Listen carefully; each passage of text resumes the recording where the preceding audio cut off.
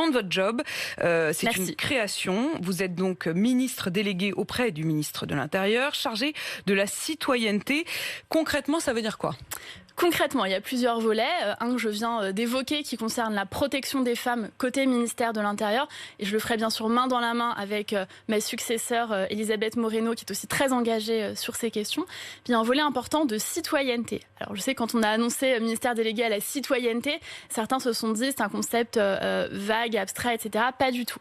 Ce sont des politiques publiques très concrètes. C'est par exemple la vie des étrangers en France. C'est par exemple les procédures de naturalisation. C'est par exemple l'asile. C'est par exemple les valeurs de la République, au premier rang desquelles la laïcité, dont vous savez que c'est un principe qui me tient à cœur. Vous aviez même publié un livre, Laïcité. Absolument, avec le directeur des études de la Fondation Jean Jaurès. J'ai eu l'honneur de recevoir l'an dernier le prix laïcité du Grand Orient de France. C'est un engagement que je porte de longue date.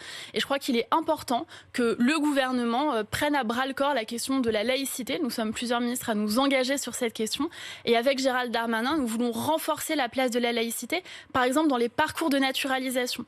Les gens qui arrivent en France, peut-être méconnaissent en arrivant, et c'est normal, les principes de la République française. Nous pensons que dans les parcours de naturalisation, il est important de renforcer le principe de laïcité, c'est-à-dire tout simplement au sens de la loi de 1905, le droit de croire ou de ne pas croire sans être inquiété pour cela, mais le fait que les lois de la République sont supérieures à tout principe, toute loi.